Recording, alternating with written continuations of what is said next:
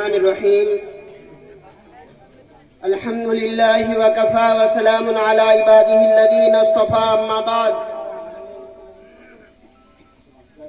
قال الله تبارك وتعالى في القرآن المجيد أعوذ بالله من الشيطان الرجيم بسم الله الرحمن الرحيم إنا نحن نزلنا الذكر وإنا له لحافظون صدق الله العظيم. وقال النبي صلى الله عليه وسلم من تعلم علما مما يبتغى به وجه الله لا يتعلمه إلا ليصيب به عرضا من الدنيا لم يجد عرف الجنة يوم القيامة يعني ريحها أو كما قال عليه الصلاة والسلام. مسلمانوں اٹھو قرآن کی عظمت کو چمکاؤ، مسلمانوں اٹھو قرآن کی عظمت کو چمکاؤ، جہان بے اما کو عافیت کے راز سمجھاؤ. زمانہ آج بھی قرآن ہی سے فیض پائے گا، زمانہ آج بھی قرآن ہی سے فیض پائے گا. مٹے گی ظلمت شب اور سورج جگمگائے گا. محترم بزرگوں اور دوستو اور عزیز طلباء کرام، میں نے قرآن کریم کی ایک آیت تلاوت کی ہے جس میں اللہ تبارک و تعالی فرماتے ہیں کہ ہم نے قرآن کریم کو نازل فرمایا اور ہم ہی اس کی حفاظت کریں گے.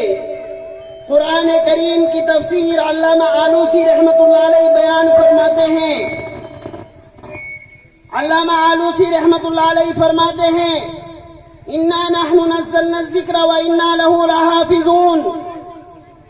اے فی قلوبنا اولیائنا، ہم قرآن کریم کی حفاظت فرشتوں کے ذریعے نہیں کریں گے، کیونکہ جب اس علوم کو، قرآن کریم کے علم کو یا دنیاوی علم کو فرشتوں کے اوپر نازل کرنے کی کوشش کی گئی، فرشتوں کو سکھانے کی بات کی گئی. ثم عرضهم على الملائکہ فقال انبئونی باسماء هؤلاء ان کنتم صادقین. فرشتے عاجز آ گئے، قرآن کریم کو پہاڑوں پر نازل کرنے کا ارادہ کیا اور پہاڑوں نے بھی انکار کر دیا.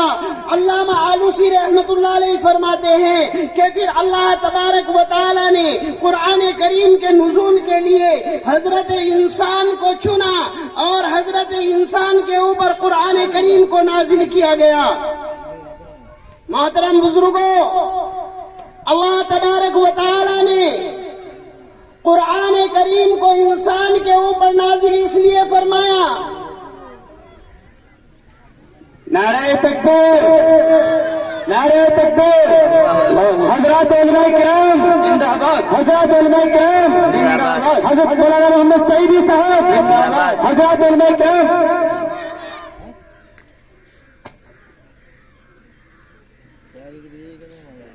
اے فی قلوبنا اولیائنا، کہ ہم قرآن کریم کو اپنے دوستوں کے دلوں میں محفوظ کر دیں گے. اب اس کے لیے اللہ تبارک و تعالی نے یہ طریقہ اختیار کیا کہ قرآن کریم کو چھوٹے چھوٹے بچوں کے دلوں کے اندر محفوظ کر دیا. اور قرآن کریم کو محفوظ کرنے کا آج سب سے بڑا ذریعہ مدارس اسلامیہ ہے. مدارس اسلامیہ میں پڑھنے والے یہ چھوٹے چھوٹے بچے قرآن کریم کے محافظ بنتے ہیں. قرآن کریم کو یاد کر کے، قرآن کریم کو حفظ کر کے اور قرآن کریم کو سیکھ کر آگے بڑھانے اور دوسرے لوگوں تک پہنچانے کا ذریعہ بنتے ہیں. اللہ تبارک و تعالی نے قرآن کریم کی حفاظت کا بہترین انتظام فرما دیا. لیکن ہم قرآن کریم والوں کو کس نظر سے دیکھتے ہیں؟ علماء کرام کی یہ مقدس جماعت جب ہمارے دروازوں پر ان پڑھنے والے بچوں کے لیے چندہ مانگنے کے لیے جاتے ہیں، کس نظر سے ہم ان کو دیکھتے ہیں؟ اور تان و تشنی کرنے سے ہم گریز نہیں کرتے. ہم نہیں جانتے کہ علماء کرام کی مقدس جماعت وہ جماعت ہے جو ہمارے بچوں کے دلوں کے اندر قرآن کریم کو محفوظ کر رہے ہیں. اور ہمارے بچوں کو قرآن کریم سکھا رہے ہیں. اگر ہمیں یہ احساس ہو جائے اور ان کے مقام کا پتہ چل جائے، ان کے مرتبے کا اگر ہمیں یقین اور علم ہو جائے، تو میرے بھائیوں، علماء کرام کی مقدس جماعت وہ جماعت ہے جس کے بارے میں مولانا اشرف علی تھانوی رحمۃ اللہ علیہ فرماتے ہیں کہ لوگوں، یا تو علماء کرام کی قدر کر لو، اور اگر تم نے ان کی قدر نہ کی اور جو رویہ عوام کا علماء کے ساتھ ہے، جس طریقے سے عوام کا اعتماد اور اعتبار علماء سے ختم ہوتا جا رہا ہے اور عوام کا رشتہ علماء سے منقطع ہوتا چلا جا رہا ہے، یہ لوگ تو تجارت کر لیں گے، کوئی دکان کر کے بیٹھ جائے گا، کوئی زراعت کو اختیار کر لے گا، لیکن یاد رکھنا آنے والے 50 سال کے بعد تمہیں کوئی نماز جنازہ پڑھنے والا نہیں ملے گا. کوئی نماز جنازہ تمہاری پڑھانے والا نہیں ملے گا، نماز جنازہ کے مسائل بتانے والا نہیں ملے گا. علماء کرام کی مقدس جماعت وہ جماعت ہے جو ہمارے بچوں کو علوم نبویہ سکھا کر ہمارے درمیان بھیجتے ہیں، جو ہماری مساجد کے امام بنتے ہیں اور علماء بن کے ہم کو مسائل سکھاتے ہیں. اور چاہیے تو یہ تھا کہ علماء کا احسان مانتے اور علماء کی قدر کرتے، لیکن ایسا نہیں ہوا، بلکہ جب یہ لوگ ان مدارس کے لیے جہاں یہ بچے بیٹھ کر علوم نبویہ حاصل کرتے ہیں، ان مدارس کے لیے ہم سے چندہ مانگنے کے لیے جاتے ہیں، ہمارے مال کا میل کچیل یعنی زکوٰۃ اور صدقات حاصل کرنے کے لیے جاتے ہیں، تو ہم ان کو دھتکارنے سے بھی گریز نہیں کرتے. یہ حال ہے ہمارا. حالانکہ علماء کے بارے میں پیارے محبوب حضور علیہ الصلوۃ والسلام کی حدیث موجود ہے، ان العلماء ورثۃ الانبیاء وان الانبیاء لم یورثوا دینارا ولا درہما وانما ورثوا العلم فمن اخذه اخذ بحظ وافر او كما قال علیہ الصلوۃ والسلام. اور دوسری حدیث علماء امتی کا انبیاء بنی اسرائیل موجود ہے.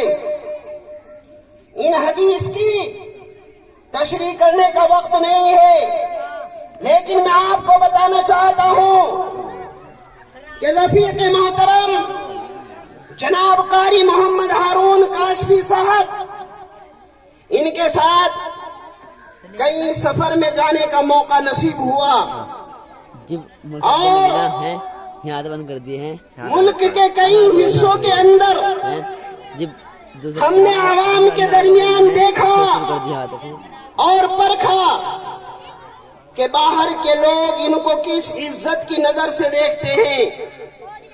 ہمارے سامنے چنڈی گڑھ کا سفر ہوتا ہے اور اس سفر کے درمیان ایک واقعہ پیش آتا ہے. آپ کے قاری محمد ہارون صاحب یہاں سے سفر کرتے ہیں اور چنڈی گڑھ پہنچتے ہیں. میں چونکہ چنڈی گڑھ میں مقیم ہوں، اس لیے وہاں کے حالات سے اچھی طرح واقف تھا اور آپ کے قاری صاحب سے بھی واقف تھا، لیکن میں ان سے واقف صرف اتنا تھا کہ یہ میرے ساتھی ہیں اور ہمارے لیے محترم ہیں. لیکن جب چنڈی گڑھ ان کا جانا ہوا اور یہ وہاں پہنچے، وہاں کے لوگوں نے جو ان کا استقبال کیا اور ان لوگوں کے دلوں میں ان کی عزت دیکھ کر یقیناً وہ شعر مجھے یاد آیا کہ یہ الگ بات ہے خاموش کھڑے رہتے ہیں، یہ الگ بات ہے خاموش کھڑے رہتے ہیں، پھر بھی جو لوگ بڑے ہیں وہ بڑے رہتے ہیں. ماشاءاللہ. اور ایسے بزرگوں سے ملتا ہے ہمارا شجرا، ایسے بزرگوں سے ملتا ہے ہمارا شجرا. جن کے جوتوں میں کئی تاج پڑے رہتے ہیں. ماشاءاللہ سبحان. دنیا والوں، تم یہاں علماء کو کسی بھی نظر سے دیکھو، کتنے بھی تان و تشریح بھرے جملے ان کے اوپر کسو، لیکن یاد رکھنا ان علماء کے بارے میں یہ کہتا ہوں، ہم یہاں ایسے رہیں یا کہ ویسے رہیں، ہم یہاں ایسے رہیں یا کہ ویسے رہیں، تم ہمیں وہاں دیکھنا ہم کیسے رہے.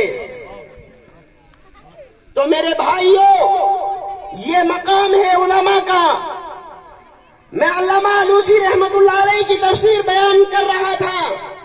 علامہ آلوسی رحمت اللہ علیہ فرماتے ہیں، اے فی قلوبنا اولیائنا، کہ ہم قرآن کی حفاظت فرشتوں کے ذریعے نہیں کریں گے، ہم قرآن کی حفاظت جنات کے ذریعے نہیں کریں گے. اے فی قلوبنا اولیائنا، ہم قرآن کو اپنے دوستوں کے دلوں میں محفوظ کر دیں گے، اور پھر جب کل قیامت کا دن ہوگا، حشر کا میدان ہوگا، اولین آخرین کا اجتماع ہوگا، آواز آئے گی، وہ لوگ کھڑے ہو جاؤ جو قرآن کے محافظ ہیں. علماء کرام کی ایک بڑی جماعت کھڑی ہوگی، آواز آئے گی، اے قرآن والو، میں نے تم سب کی مغفرت فرما دی. اول مرحلے کے اندر حفاظ کی اور علماء کی مغفرت کی جائے گی. علامہ آلوسی رحمت اللہ علیہ اپنی تفسیر میں لکھتے ہیں کہ وہ لوگ جنہوں نے قرآن پڑھنے والوں کا تعاون کیا ہوگا، مدارس کا تعاون کیا ہوگا، مدارس کے اخراجات کو برداشت کیا ہوگا، قرآن پڑھنے والے بچے کو قرآن ہدیہ دے کر مدرسے کا تعاون کر کے کسی بھی طریقے سے قرآن کو محفوظ کرنے کا ذریعہ بنے ہوں گے، اللہ تبارک و تعالی اعلان کریں گے کہ جاؤ، آج ان حفاظ کرام کی برکت سے آج میں نے تم سب کی مغفرت فرما دی. یہ ہے مدرسوں کے تعاون کرنے کا صلہ، اور یہ ہوگا آخرت میں بدلہ. اور پھر اللہ تبارک و تعالی کیوں نہ ایسے لوگوں کی مغفرت کرے جو قرآن کو محفوظ کرنے کا ذریعہ بنے. ارے وہ کپڑا اور وہ کاغذ، وہ گتا جو قرآن سے منسلک ہو جاتا ہے، جو قرآن سے ایک بار ٹچ ہو جائے، مل جائے، آپ اسے بلا وضو نہیں چھو سکتے. یہ مقام ہے ایک کپڑے اور ایک کاغذ کا. اور جس کے دل میں قرآن محفوظ ہو جائے، جس کے دل میں قرآن پیوست ہو، پیارے نبی علیہ الصلوۃ والسلام کی حدیث موجود ہے کہ اگر چمڑے کے اندر قرآن کو بند کر کے آگ میں ڈالا جائے تو نہیں جلا سکتی آگ. جس دل میں قرآن محفوظ ہو، بھلا جہنم کی آگ کی کیا اوقات کے اس حافظ قرآن کو جلائے. اور یہی مقام ہوگا ان لوگوں کا جو پڑھنے والے ان بچوں کے کھانے کا انتظام کرتے ہیں، کپڑوں کا انتظام کرتے ہیں، یا رہنے کا بندوبست کرتے ہیں، ان کے کھانے کا انتظام کرتے ہیں. اللہ تبارک و تعالی علماء کے ساتھ ان کا حشر کریں گے، اور اول مرحلے کے اندر ان کو جنت میں جگہ عطا کی جائے گی. یہ قرآن کریم پڑھنے اور پڑھانے والوں کا مقام ہے میرے بھائیوں. یہ چھوٹے چھوٹے بچے جو قرآن کریم سیکھتے اور پڑھتے ہیں، ان کا مقام چھوٹا موٹا نہیں. یہ مہمانان رسول ہیں جو علوم نبویہ کو اپنی پسلیوں کے درمیان قید کر رہے ہیں، اور کل بڑے ہو کر تمہارے درمیان علماء کی شکل میں جا کر تمہیں اللہ تبارک و تعالیٰ کے قرآن اور شریعت اسلامیہ سے، شریعت کے مسائل سے تمہیں آگاہ کرنے کا کام کریں گے. ایک شخص کا انتقال ہونے لگا، نہایت گناہگار، پوری زندگی بدکاری میں گزری، شرابی کبابی، اور پوری زندگی اللہ تبارک و تعالیٰ کی نافرمانی کرتا رہا. جب آخر وقت آیا تو اپنی عورت کو، اپنی بیوی کو بلایا اور کہا کہ دیکھو تم حاملہ ہو، اور تمہارے پیٹ میں جو بچہ ہے جب یہ پیدا ہو جائے، یہ دنیا میں آ جائے، تو تم اسے قرآن کا حافظ بنانا، اس کو قرآن کا علم سکھانا. یہ وصیت کر کے وہ شخص مر گیا اور انتقال کر گیا. اللہ تبارک و تعالیٰ کے یہاں سے اس کے حق میں فیصلہ ہوا کہ اس کو لے جا کر جہنم میں ڈال دیا جائے. چنانچہ اس شخص کے بارے میں جہنم کا فیصلہ ہوتا ہے اور ادھر اس کے گھر میں ایک بچہ پیدا ہوتا ہے. بچہ جب کچھ بڑا ہوتا ہے ماں وصیت کے مطابق بچے کو لے کر ایک استاذ کے پاس گئی, ایک مدرسے کے مولوی کے پاس گئی اور جا کر کے کہا مولانا اس کا باپ بہت بڑا گناہگار آدمی تھا, پوری زندگی گناہ کرتا رہا, اللہ کے احکام کی خلاف ورزی کرتا رہا, اللہ کے احکامات کو توڑتا رہا, لیکن مرتے وقت اس نے وصیت کی تھی کہ جو بچہ پیدا ہو اس کو حافظ قرآن بنانا. وصیت کے مطابق میں بچے کو تمہارے پاس لے کے آئی ہوں, لہذا اس کو قرآن کریم کا علم سکھا دو. بچہ مولانا کے پاس بیٹھا اور مولانا نے اس بچے کو کہا بسم اللہ الرحمن الرحیم پڑھیے. بچے نے اپنی لڑکھڑاتی زبان سے بسم اللہ الرحمن الرحیم پڑھا اور ادھر عرش پر فیصلہ ہوتا ہے کہ میرے فرشتوں جاؤ اس بچے کے باپ کو جہنم سے نکال کے لے آؤ اور اس کو جنت میں داخل کر دو. فرشتے کہتے ہیں کہ اے اللہ یہ وہ شخص ہے جس نے پوری زندگی تیری نافرمانی کی ہے, تیرے حکموں کو اس نے توڑا اور کوئی گناہ ایسا نہیں جو اس نے نہ کیا ہو. آخر ایسی کیا وجہ ہے کہ جہنم سے نکال کر ان کے حق میں جنت کا فیصلہ ہوتا ہے؟ آواز آئی کہ میرے فرشتوں میری رحمت گوارا نہیں کرتی کہ زمین پر فرش پر اس شخص کا بیٹا مجھے رحمان الرحیم کہہ کر کے پکارے اور میں اس کے باپ کو جہنم میں عذاب دوں. میری رحمت اس بات کو گوارا نہیں کرتی. اللہ تبارک و تعالیٰ نے اس بچے کے باپ کو جہنم سے نکال کر جنت کے اندر جگہ عطا فرمائی.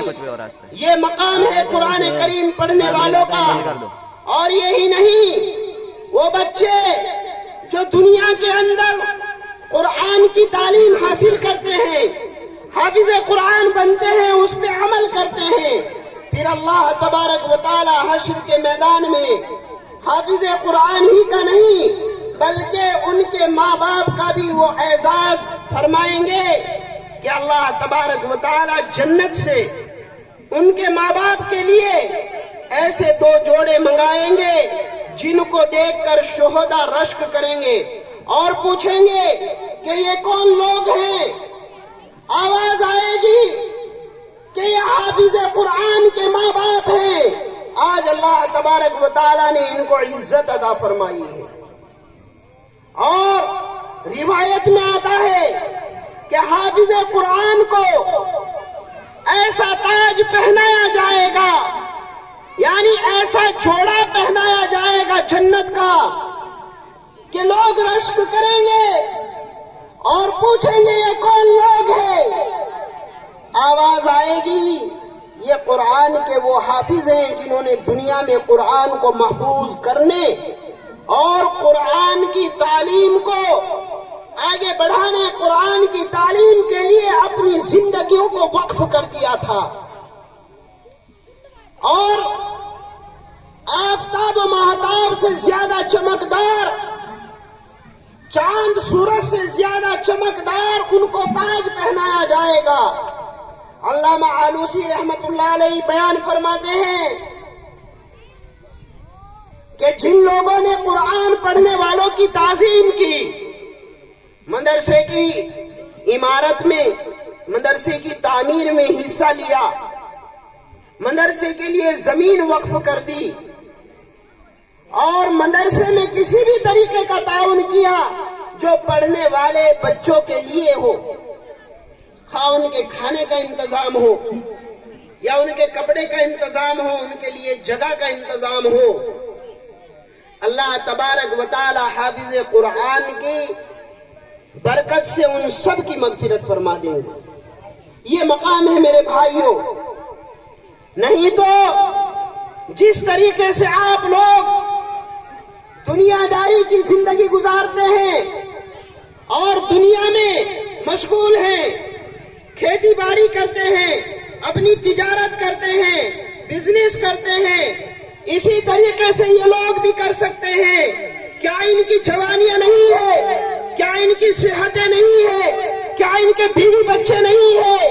کیا ان کے دلوں کے اندر خواہشات نہیں ہے؟ کیا ان کی تمنائیں نہیں ہے؟ ان کی تمنائیں بھی ہے، بیوی بچے بھی ہیں، اور ان کے دلوں کے اندر مرادیں بھی ہیں. لیکن اپنے دلوں کی تمناؤں کو، اپنی خواہشات کو پیچھے ڈال کر یہ تمہارے بچوں کو قرآن کا علم سکھانے کا کام کرتے ہیں.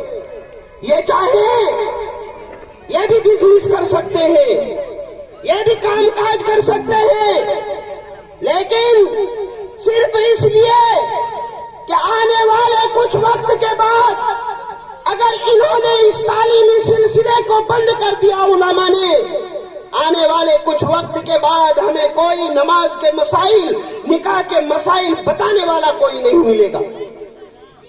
اس خطرے کو سامنے رکھتے ہوئے علماء کی ایک جماعت قربانیاں دیتی ہے. اس لیے ان کی قدر کریں اور ان کے مقام کو ہمیں پہچاننا پڑے گا.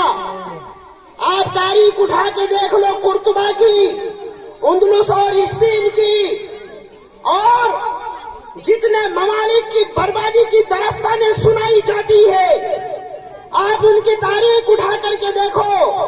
ارے قرطبہ کی وہ جامع مسجد جس میں سینکڑوں طلبا حدیث کا علم پڑھا کرتے تھے، آج اسے استبل بنا دیا گیا. آج وہاں مسلمانوں کا نام لینے والا کوئی نہیں. وہ اندلس جس کے لیے طارق بن زیاد نے اپنے سپاہیوں سے کہا تھا کہ سامنے اندلس ہے اور لشکر ہے، پیچھے تمہارے سمندر ہے، یا تو دشمن کا مقابلہ کرو ورنہ ڈوب کے مر جاؤ. پیچھے تمہارے جانے کے تمام راستے بند کر دیے اور یوں کہا کہ کشتیاں ہم نے جلا دی ہے بھروسے پہ تیرے. میرے مولا، کشتیاں ہم نے جلا دی ہے بھروسے پہ تیرے، اب یہاں سے نہیں ہم لوٹ کے جانے والے.